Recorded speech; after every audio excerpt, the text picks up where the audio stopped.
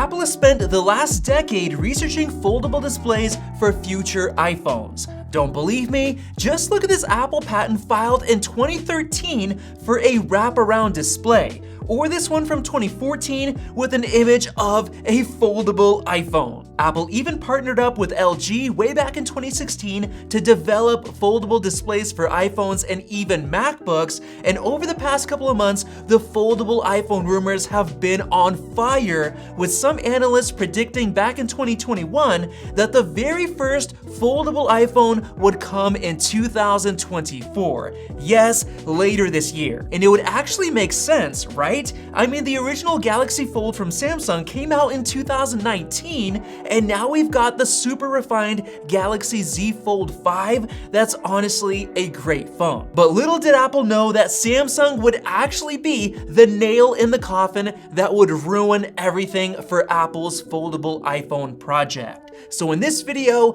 I'm gonna explain what's happening in terms of the iPhone Fold's major problems. I'll discuss when we can realistically expect it to get released, and I'll share my thoughts on the future of foldable phones in general. About 2 weeks ago, we got a report from The Information that Apple is actively developing foldable clamshell iPhone prototypes, as well as a folding 8-inch iPad, which will seemingly replace the iPad mini. So this is all very promising, right?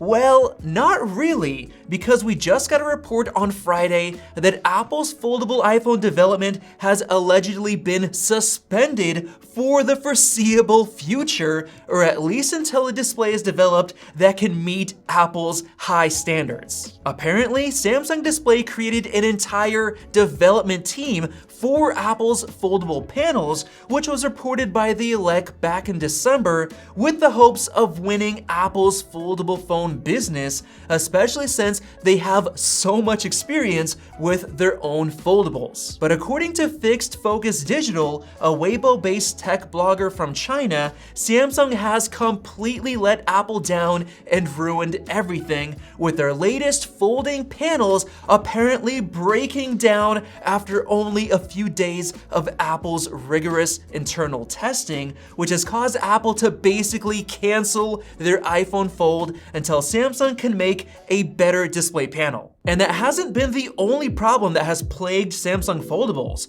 The first couple of Galaxy Folds had major issues with the hinges breaking if dust or debris made its way in, and thankfully, they've improved it dramatically over the years. Let's not forget the whole screen protector thing that actually wasn't a screen protector, so when people pulled it off, it basically broke the display.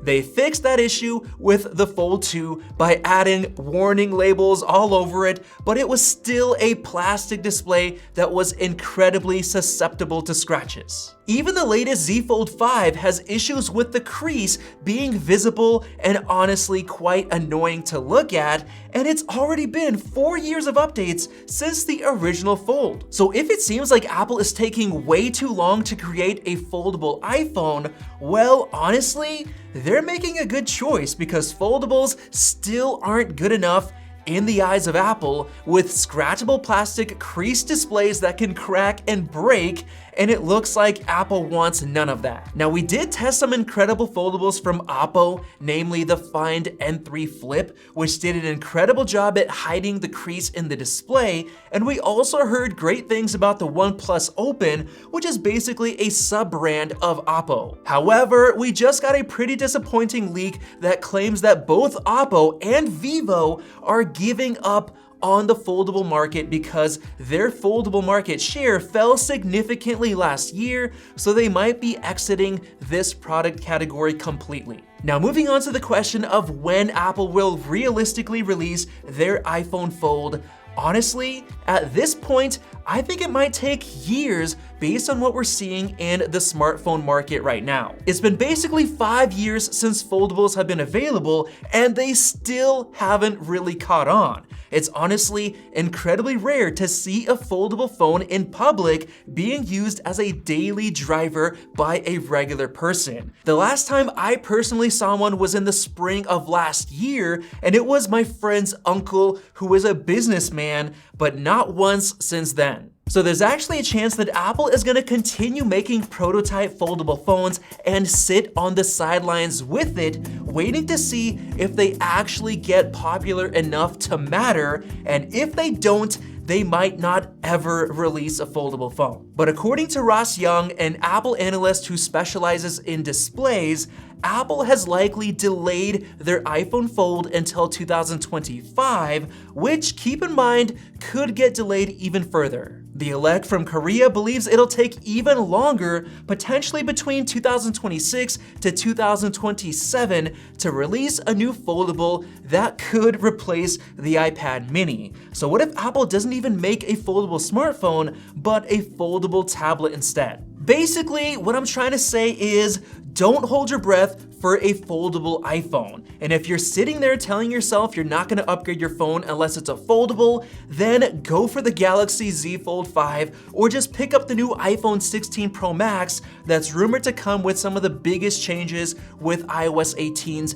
new AI features later this year. And now, with all of that said, what do I personally think about the future of foldable smartphones? Well, I fully believe that if and when Apple finally releases their foldable phone, it's gonna have revolutionary technology that solves many of the issues that current foldables have right now. That's just what Apple does, even if it's gonna cost a ton of money. Just look at the Vision Pro headset. It's the best piece of VR hardware ever made, with the most dense displays ever created, and it's got the best build quality by far. The only problem with it right now is the lack of compelling apps and games. But getting back to Apple's future foldable phone, we already know that Apple filed for patents for a brand new self-healing foldable display that would lower the risk of scratches and cracks. They also have patents for a foldable device that has unique movable flaps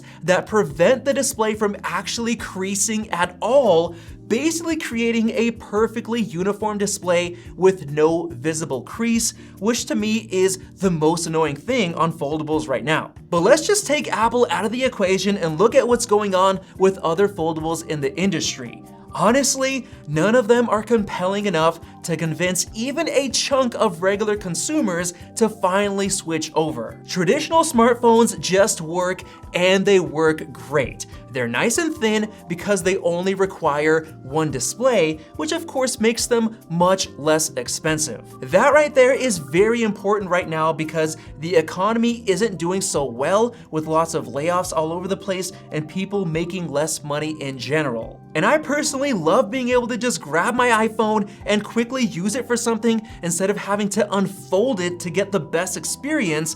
I honestly just like keeping it simple, and I think it's the same for the majority of people. So I honestly think that traditional smartphones will reign for many more years, and the huge advancements will happen more on the AI side of things, automating tasks that currently take us a lot of time to do. Just look at what OpenAI's Sora just did, creating high-quality videos out of a paragraph of text. And we already know that Apple is going all in on AI later this year to catch up with OpenAI and Google, and I actually just made an entire video on that topic, proving that Apple's going all in, and you can check it out right over there. So let me know your thoughts on foldable phones and the iPhone Fold down in the comment section below, and definitely click the circle above to subscribe for more videos like this one. Thanks for watching, and we'll see you in the next video.